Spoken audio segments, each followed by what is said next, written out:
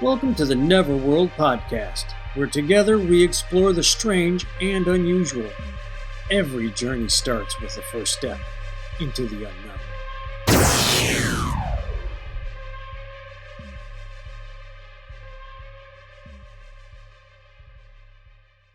Hello, everybody, and I want to take a minute to say thank you very much for coming to the second, third, fourth, fifth episode of Neverworld podcast. I'm David. That's Scott. I'm not sure where Scott is. I'm right here. At least I think I so. want to take a minute to just say thank you for being here. We do appreciate it. Please don't forget to hit the like button, the subscribe button. You can share us anywhere on social media. Just, highlight the link, copy it, paste it to where you want. Trying to think if I missed anything. Scott, did you mention us on social media? Anyway, just whatever. Yeah, I do want to add thank you for our new listeners. This is only our third episode, and like to thank you for coming along with us, and thank you for the likes, thanks for the subscribes, and just please share, give us a rating, drop us a line, and I did have somebody reach out to me and said they couldn't find the podcast on a certain, I think it's called Castbox. It does take a little while. Hang tight. I do have it in other places. I don't know why it's not populating there. Our other podcast populates automatically. So it'll probably be there soon. But if not, I'll keep trying to get it to wherever you guys want to watch or look at the episode. To either listen or watch. Yes. So cool. Nice to know. Good stuff there, mister, because you're the tech geek, not me. If getting this out to people was up to me, it'd just be on my computer still. But with this week's episode, we decided to do something a little bit more local. We are doing the Haunted Pensacola. Now, I got a book on one of the books. I read a few, but I got one of the books called Haunted Pensacola. And it is Haunted America series, and the book is written by Alan Brown. I just wanted to name a couple of places. Like when we first moved here, I have a habit of wherever I move or wherever I'm visiting for any length of time, I try to find out what's haunted, what's spooky, what's scary, what like a local history, some of the folklore. One of the first books I bought when we got here was Haunted Pensacola. And I was shocked at how many places are haunted just in this town. And I'm not even talking like the county. I'm talking about just like the inner portion of the city or fairly local. And I just want to read off a couple of names. The Arbona Building. I knew about this one. Fort Barrancas and Fort Pickens are both haunted.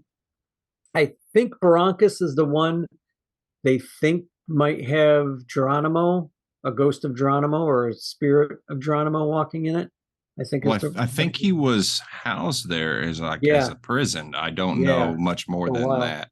I want to say he was there for a month or two, and then they moved him out west to one of the prisons out there, if I'm not mistaken.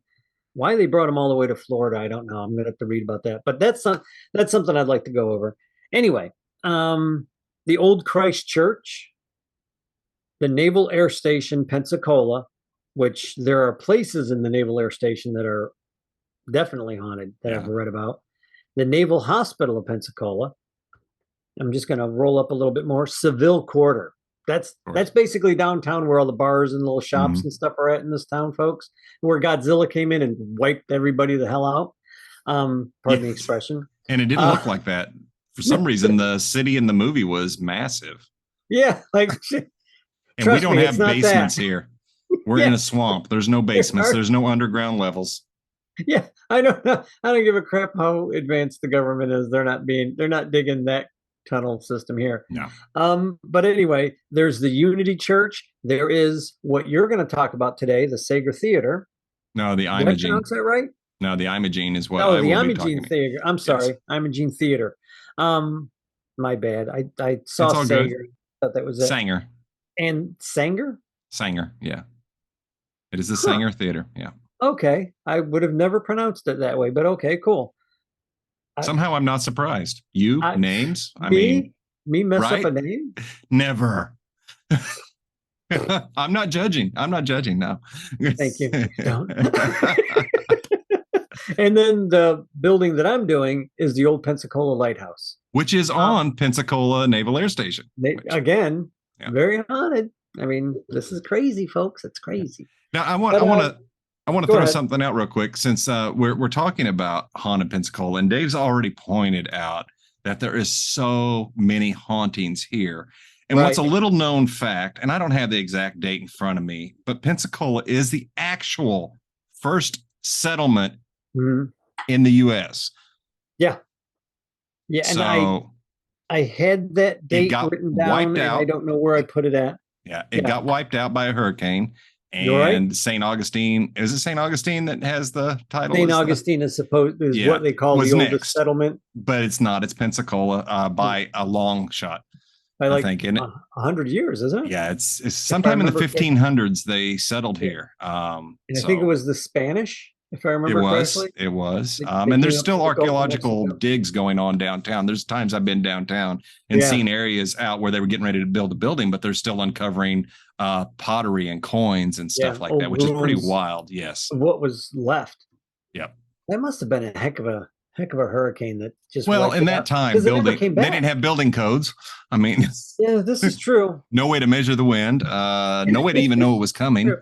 That's so scary because now we know way ahead of time Mhm. when a storm comes. I just can't imagine waking up one day and you're gone. Yeah, all of a sudden you're got 400-mile-an-hour winds Yeah.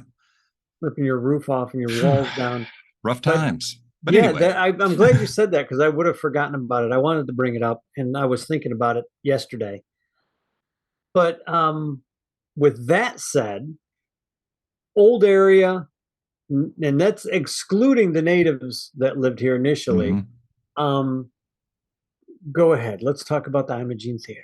Oh, the Imogene, yes. Okay. So the Imogene exists in a town called Milton, Mhm. which has had multiple names. And I just have to share this because I find it amusing. Right? At one point, it was called Hell. The other most popular one was Scratch Ankle. And that was due to when people got off the trains, there were so many briars. And Oh, you've been on my property. I have yeah, millions yeah, of blackberries, lots of briars here. yeah. They grow like crazy. So anyway, Milton, very old town, and Mhm. I'll tell you a little bit about the history of the Imogene Theater, and then we'll talk Right. about the haunting of it. Okay, this is a small theater in Milton, Florida, Mhm. that has been around since 1913 is when it opened. Has hosted acts such as Hank Williams, Minnie Pearl, others. Movies that had played there was Wizard of Oz and such. Oh man. So it's really cool. Here's a little bit. The Imogene Theater opened in October of 1913 by the president of Milton's First Bank. Oh man. This guy decided to open a new auditorium because 4 years prior to opening it, there was a great fire that destroyed most of Milton's downtown, and they felt a new Oh, auditorium was necessary. This fire is important because of what happens next right. or Right. coming. Um, when the first opened, it was titled the Milton Opera House. And the early shows that made it there were traveling shows and silent moving pictures. So like vaudeville acts Right. and such. It was purchased by a Mr. Gooch in 1921 and renamed the Imogene after his daughter. Mr. Gooch died just months after his purchase, but they kept the name. In 1938, it was the first building to have air conditioning, which is wow, really? In 1938, central air, yes, very cool. They showed movies such as Gone with the Wind, Wizard of Oz. And after almost 100 years after that original fire, almost to the day, it caught on fire again. No shit. 2009, it was something. We could see the smoke from here. You could see downtown was on fire. It's like, what? My God. And they saved it, but it actually gave them a chance to rebuild it to how it looked when it opened originally. Oh, really? It is a gorgeous theater. It is Oh, that really is cool. cool. I recommend anybody that's in Milton to stop by. There's a museum downstairs, and Mhm. upstairs is the actual theater. It is a neat place. Mhm. Um, let me see what I have here. Um, I found an article from the local news station, WEAR TV, and this is where I pulled this information from. Folks, if you Google, you will just find everything, and there's just so much to go through. Yeah. But this is from the manager, Kyle Werner. He said he heard many ghost stories, but really didn't believe them. Soon after he began working there, he changed his mind. His quote is, being at the theater, I had experiences that make you go, okay, there's got to be something here. So he said one late night after a meeting, he heard a gruff, sinister voice telling him to get out. I went to the other side of the room and heard the same thing again. Get out. So I did. Smart man, Mr. Werner. Werner said after that encounter, he would not spend the night in the theater. He stays late after events to clean up, but doesn't linger. Right. He said he believes he mostly hears Imogene Goosh, the little girl that the theater is named for. So those are the stories that we have heard. Is people talk about, you hear the girl dancing or singing songs.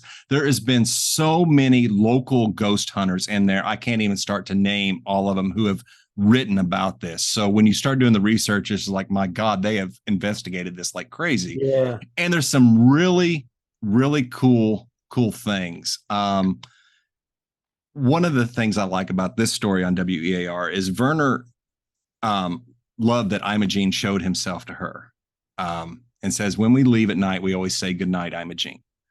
Oh, so which is cool. I have heard a lot of people talk about seeing the ghost. I've been in that theater multiple times. It is a really cool place. I haven't had any experiences, but it seems like a lot of the local ghost hunters have. And it's a neat place that every year here in Milton, they do a haunted ghost tour, and they put on history and everything. And this particular year, they actually did a open to the public investigation with ghost hunting equipment. There's some videos out there on TikTok and YouTube that show some EVP that was picked up, which is pretty wild. Electronic voice phenomenon, for those of you who aren't familiar, but it's when you can record, like have a digital or tape recorder, and it picks up stuff that we don't hear with our ears. And there's a lot of examples of that out there, and it's pretty wild stuff. But that is the Imogene Theater. Freaking awesome. One of many that are haunted in the area, and I believe it. That's fantastic. Yeah. Really cool Now stuff. you've been to the Imogene, you said, right? I have. I've watched movies there. Yeah. Oh, I've never been there. I've heard about it. I've heard it's a really nice place. It is a really cool place. They had another fire. I didn't know that. It burnt twice, almost almost 100 years to the day. So, man, that's crazy. It is, isn't it? For me, now it's my turn. All right. I'm going to ramble too, and I'm going to ramble do some on. reading. I'm going to read from the book of Haunted Pensacola. Before the Pensacola lighthouse was built, they had to have something in the interim because there are so many ships coming into the bays that they needed some kind of coordination. They needed to know where they were at so they wouldn't ground out or what have you. And while those arrangements were being made, the actual construction of the lighthouse was being done. A floating light vessel called the Aurora Borealis protected Pensacola Bay in the interim. I just love the name of the ship, Aurora Borealis. That's why I just thought I needed to mention that. It was anchored off the western end of the Santa Rosa Island in 1823. Wow. Yeah. Wow. Crazy. March 24th in 1824, the auditor and treasurer, Stephen Pleasanton, hired some guys, and I'm not going to go into all the details because it gets there's a lot. It gets into too much detail, so I'm trying to like spitball it here. The guy that he hired said he could build the lighthouse at a cost of $4,927, but he also said that he could install the 10 patent lamps. They were 10 14-inch reflectors. That 14 inches is pretty big. That's pretty big, yeah. For an additional $750. He assured the treasurer that he could finish the job in 30 days. This ain't gonna, dude, I'm fine. This money, we're good. 30 days. 30 days. Broncos Lighthouse was completed on December 20th, 1824. So much for 30 days. Like, really, dude? March 24th? Hey, Or it he sold it. started in 1823. I just think that's so funny. The lighthouse was completed on the 20 in 1824. The first lighthouse manager was a guy named Jeremiah Ingram. He lived alone in the lighthouse up until 1826 when he got married to Michaela Penelber. And she was a local. She was from Pensacola. Jeremiah died in 1840. His wife wound up taking over the duties of the housekeeper or the lighthouse keeper, and they had some children. I want to say they had 4 children, and they got to a point where the mechanism that turned the light broke. So they would have to go up there and turn it manually. They'd have to move the light back and forth manually. Oh, wow. In 1850, the Mariners evidently this. I didn't realize this. The lighthouse that's there now isn't this lighthouse that they talked about. This is the first lighthouse.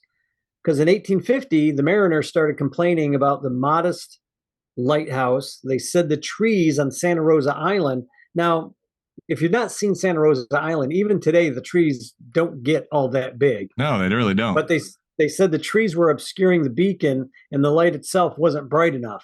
So in 1853, they decided to build another one. And they built, they wanted to build one 150 feet high, which is the one that's out on the Navy base now. And in 1854, they appropriated, here's the price difference, $25,000 for a new lighthouse. Cow. Which would be built a half-mile west of Broncos Lighthouse by the Army Corps of Engineers. Well, they decided that it wasn't going to be tall enough, so they added a $30,000. They added another $5,000 for the project 2 years later, because it was going to be another 10 feet. They needed an extra 10 feet. That extra 10 feet cost $5,000 more. I'm just trying to imagine 30 grand in the 1800s. Holy crap, dude. Or my God, that had to be like a millions. Yeah. I didn't bother doing the money conversion because I was thinking like I am curious. It's like, wow, that was a lot of money, dude. The lighthouse, that lighthouse was completed in 1858. Wow. Now, to get into the modern era, if you will, they started electrifying it. They made it like, instead of somebody doing it manually or having to do like steam powered whatever they did initially, they want to put an electricity into the lighthouse to move the fixture in the 30s. It's automated, but there are times when it seems as if someone, possibly the ghost of at least one of the former lighthouse keepers, is still on duty. Pensacola resident Emmett Hatton had a firsthand experience. His firsthand experience was one of the ghosts in Pensacola Lighthouse when he was a little boy. He lived in the keeper's quarters from 1931 to 1953. His father manned the lighthouse. One night, Hatton was 10, I think 10 years old. His mother told him to get out of bed and check out the source of the creaking sound on one of the 100-year-old wooden stairs at the keeper's quarters. The kid gets out of bed. The guy, he's a little boy, climbs out of bed. He stumbles down the hallway. When he reaches the stairs, he looks down and yells, "Who's there?" He waited a minute for a reply. He heard the front door open and close. So the kid goes out onto the balcony, and he's looking down off the balcony, and it's a pretty bright night from all accounts. Bright night, full moon. Sees the gate. Now, have you ever been out to the lighthouse? I have not been in. I've been by it. I've been in the parking lot, but I've actually never went in. When you come up the back, you're looking at the porch, and the porch is like up a little bit. So the kid's looking down at the gate. The gate opens and closes by itself and latches. Somebody was coming to work.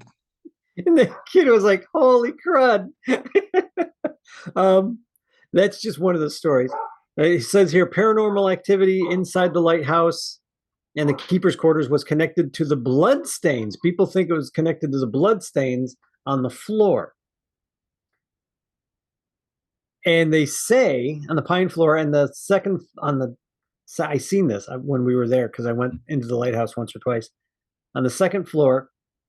And they say that it was the blood of Jeremiah Ingram. They said his first wife murdered him. And Oh, the damn. was the wounds bleeding out onto the floor. But later on, you read and you find out that there's no real proof. There's no police records. There's There's nothing. no It's just, legal it could documents. be an urban legend. It's just a great legend. But they do believe that it is the one of the ghosts there is Jeremiah, because he would have been the first lighthouse keeper. Yeah, which would make Because sense. you know, even if they open up the second lighthouse, you know, half mile away, he basically is going to follow his wife. Yeah. So that's where the haunting goes to. In October, this was interesting to me. On October 1st in 92, a retired Coast Guard petty officer was called to the lighthouse to investigate an electrical problem. He heard a banging sound. He went outside. He followed the sound. You know, whenever you're doing construction, you can Right. kind of follow like where noises are coming from. Followed it to a piece of plywood, and he looks under the plywood. There's nothing there. They go downstairs. They're following the hammering sound. He gets to the basement, and one of the carpenters goes with him, and they rush over. They find the opening. Both men walk down to the basement. The plywood is pushed up, like somebody's been banging on the floor to push the plywood up. They said there's like a half-inch of nail space, like you could see. Oh, A wow. half-inch Like of nail, someone's like really somebody's banging on pounding the on it. plywood to get up. So, but there's no way out of that basement. There's one way in and one way out, and that's where the way the guys were going. And there was nobody there. There's nobody there. Mm. Yeah, right. In '94, the lighthouse was extensively renovated, and evidently that woke up a couple of spirits, and there were like little kids having problems there. The tourist was with his family. Bruce Hamilton and his children, Ann and Alex, climbed up to the top of the lighthouse. I don't know if you've ever been up those. Oh, you said you weren't in it. No. Folks, inside this lighthouse, there's these stairs, and they're very dangerous. Do not wear flip-flops. Wear regular shoes. Do not go up this stairs barefooted. They are steel if you go to visit this lighthouse. I tell you this out of concern for your safety. I had my boots on. I was fully clothed, and there ain't no way I'd walk up those stairs in flip-flops. Anyway, that's just a public service announcement. The kid is walking up the stairs with his sister, and then they look around and they're coming down, and suddenly Alex turns around and he tells his sister to stop whispering in his ear. And the father and the mother say, Alex, that she's not whispering in your ear. Nobody said anything. They get down to the bottom of the floor, and the kid reaches down. He looks over his dad and says, "Dad, somebody was whispering Alex in my ear." And they say the kid was far enough ahead of them because, like in this little story, the kid's like looking around, like, "Stop it, stop it!" And the dad, I mean, how would you like to have your kid turn around, look at Dad? Somebody's whispering in my ear, Alex. So the spirit knew who they were. Tour guides there have seen ghosts and spirits. There is one that's underneath the stairs. There's a stairs going up. And one of the tour guides says that they've seen the ghost of a runaway slave cowering in the corner of the basement or hiding behind the staircase. They don't go into a whole lot of detail of like who this slave may have been. But during the Civil War, this was a hard-fought area, evidently, like trying to keep the mouth of the Mississippi under control. Both sides were fighting for that. There's a very heavy latch or a very heavy door up on the top of the building, and they say in the lantern room, and it's really hard to move. But they say they'll close the door, and they'll come in and it'll be open. Or they'll open the door, and when they come back, it's closed. Wow. And there's nobody there to do it. And this thing's pretty heavy. This thing was built to last. How many hurricanes has this thing gone through? A lot. I mean, this thing's not going anywhere anytime soon. Coast Guard crews, they come in, they lock the doors now because it's still under their control, the last I heard. Mm. And they leave, and sometimes the doors are unlocked when Mm. they return the next day. Um, they think there may have been a hospital there, like a makeshift hospital during the Civil War, Mm. which would also explain some more of the spirits that are there. It That definitely could. it's crazy. The bedroom. Another theory holds that the blood spilled on the floor of the bedroom while a woman named Ella was giving birth. Ella died Mm. 2 months later. Even if the murder of the lighthouse keeper is untrue, there are many other bizarre incidences that defy the rational explanation of what could be causing some of the things that happened there. Right. But the Ella, I would like to look her up. I did not go into Mm. really deep detail because I don't even know where to begin other than with Right. a first name. But that I thought was very, very odd because the woman had died 2 months after giving Right. birth. It is. So she may still be there. Yeah. But these are just like real quick snippets. And that's just one spot, folks, in Yeah. Pensacola. Yeah. All these other places that I've mentioned, they're all haunted. Yeah. Well, anytime you got old area like here with so much history, there's so much death, and a Yeah. lot of times it feels to me, in my opinion, that spirits connect themselves to something, Right. maybe unfinished business, or that energy Hmm. just cannot let go. And that's fascinating to me because I'd like to know what keeps people. Yeah. Some theories are it's an object or something they had, which Hmm. is interesting. My wife and I collect a lot of antiques, and Oh, there you go. well, it was Move, Scott. I'm she. kidding. We were at a psychic fair a few years ago, Oh, really? and we both had readings done. But when Uh, when she had hers, it was so wild. We about because the woman says, "You have brought so many spirits into your house. You keep bringing them in." And I'm like, "Oh my god, you're oh, surrounded by dead no. people," is what she was told. And I was like, "Oh, interesting." Are they bothering So, me? There's a no, problem here. If not, leave me alone. there We're is no. good. We have and that's going to bring me to something that Uh-huh. I want to segue into here is Right.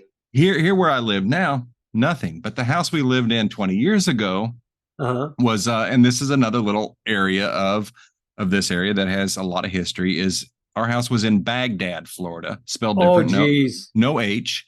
The Yeah. house we owned, it was our first house that we bought as a couple, was Uh-huh. owned by the lumber company. There's a huge mill here that Really? dealt in yellow pine and shipped it Hmm. worldwide from the port of Baghdad.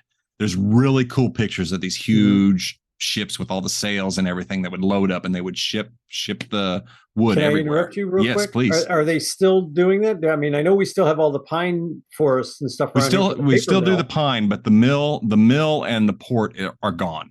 Okay, the actual wood mill no Yeah, there's longer now exists. a Okay. nice I park there. oh, But okay. I didn't know that. I just yeah, that unfamiliar with that bit of history. I love that. yeah, that the house is just down the road from there, and it Hmm. was a worker's house because it was a duplex. And there were several houses that look Right. identical, and ours happened to be one of them. And we were really young, didn't think much of it. But the Right. very very first day after we bought it, I mean, our realtor said, "Oh, it's haunted," and we're like, ah, "Yeah, whatever. Sure, it's Right. haunted. We like that Right. stuff. You're just trying to get us to buy. We're going to buy it anyway." So, uh, Yeah. I I Can't now went you'd be into like, the yeah, sold. yes, I was in the house alone, and I Uh, was in another room, and I heard the screen door open and swing shut with a slam, and I uh, heard laughter of children and the running of feet through the house. oh And no. I ran out of that room and looked. I didn't find anything. It's like, okay, my brain Wow. just playing tricks on me. No big deal. Um, this house had so many incidents in it, and I'm only going to touch on a few of the big Uh, ones. Um, one of the biggest ones for us is we had a room down in the first level that we uh, watched television in, and we had built an office out of the room directly above the room where we watched TV. So one night while we're watching TV, you could hear the office chairs rolling around. Now I've got cats. I had a dog at the Right. time, and it's like, what are they doing? They weren't up there, and they were in the room with us. Oh And it's like, crap. and we just heard these chairs going back and forth, back and forth. We would hear that all the time. You would hear footsteps in the house. You would hear people go up and down the stairs. My wife felt somebody getting bed with her while I was gone. The bed Really? sinking. It was pretty wild. We never felt threatened. Right. Another real quick story was having the house rewired. Came home, the electricians were outside and would not go in until I was with them. I remember Because you telling me that. yeah, I remember you telling me that story, but I didn't put, for yeah. whatever reason, I didn't put two and two together. I thought it was in the house you're living in now. No, For no, with whatever nothing reason. here, but it was the one before, and they would not go back in to finish the work till I got home. And I'm you sorry, know, you have to edit that. I believe him because I've had a lot of experience, and that is only scratching the surface of the stories I Oh have to tell about that man, house. that's We great. we ended up talking to the realtor a few years ago, and we said, "Was it haunted for you for real?" And she's like, Yeah. "Yeah, yeah, I felt people getting in bed with me." And it's like, Wow. and she told a story of that people would comment that they would wake up and have a woman floating over them in bed, looking Uh-huh. down on them. Thankfully, I've never seen that. I would have probably had a stroke. Ghostbusters. Yeah, I would have loved Yeah, to. I don't know, dude. Had I I don't would have, think I would handle that well.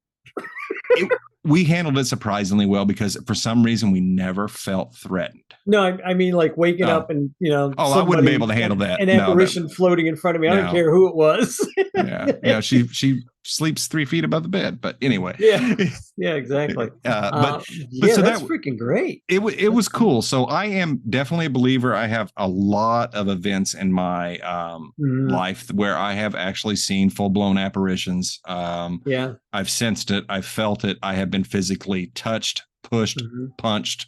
I've heard, seen, and I mean, I could be crazy, but I know what I saw. You Right. know, so Right. it's Oh, and other people have seen the stuff too. So it's pretty wild, man. yeah, I don't have anything in Pensacola. All my stories are gonna have to be told in Right. other places because it wouldn't make any sense for me to tell a story here. Right. No, we But will my definitely get to God, that. that's freaking fantastic. Yeah.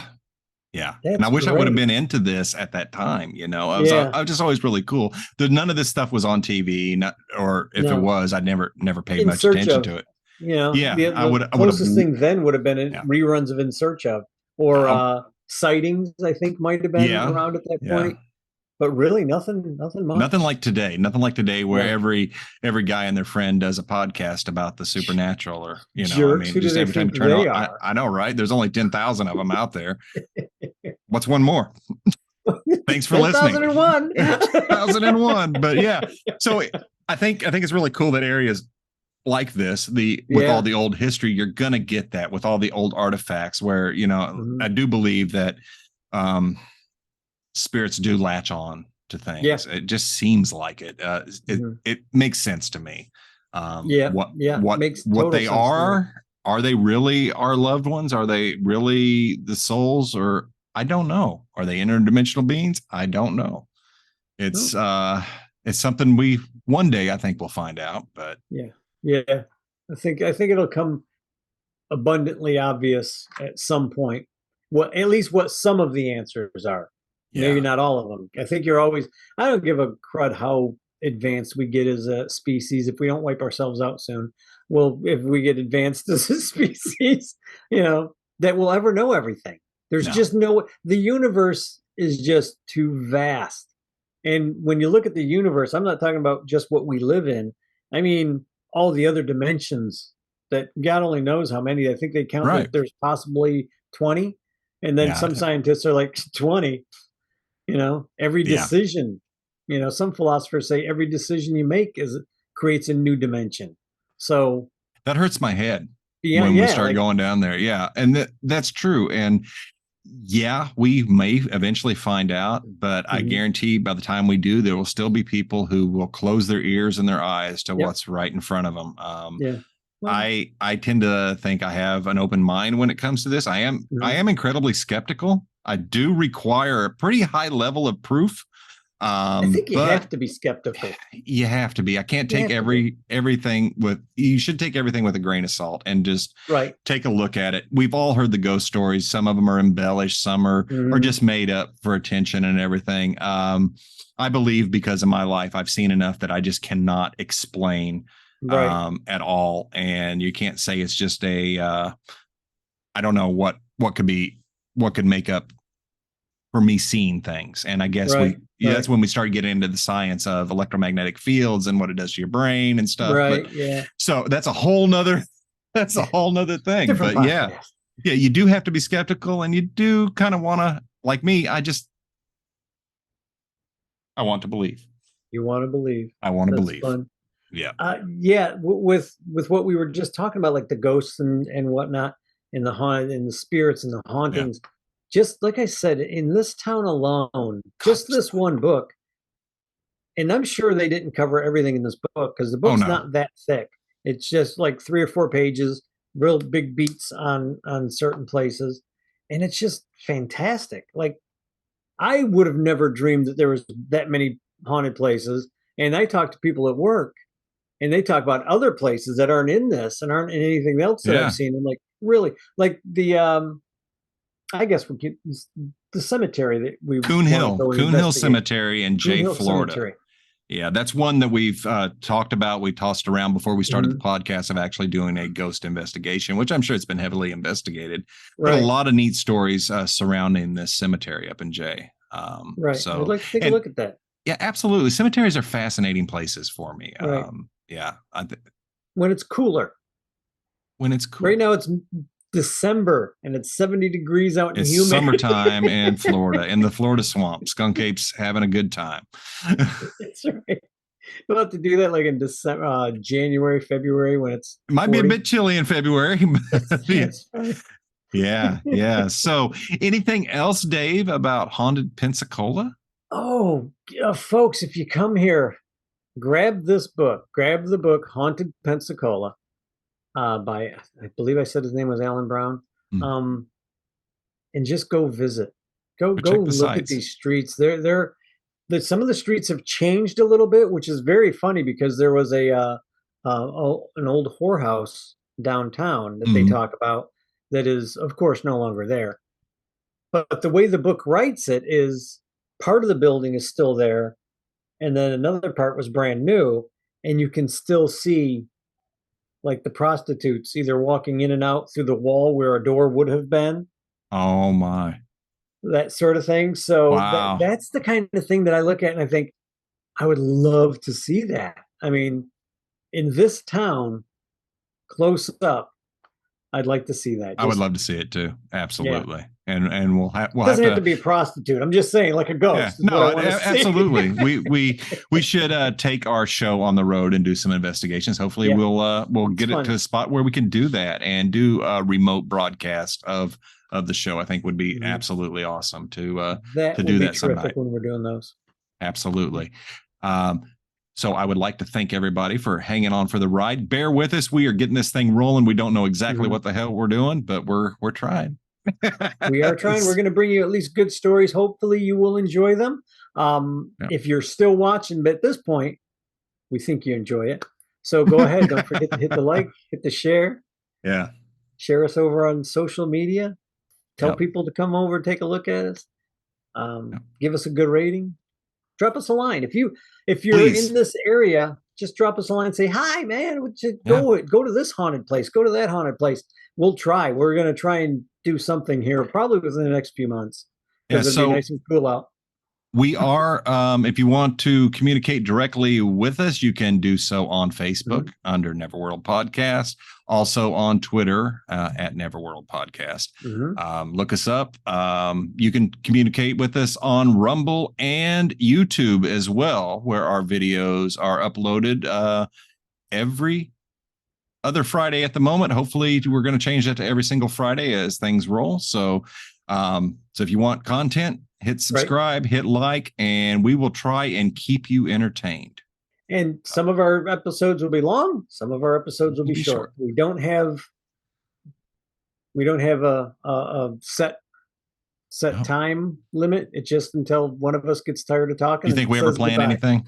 No, never. No, No, never. nah, nah.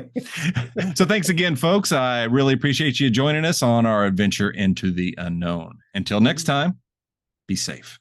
Cheers.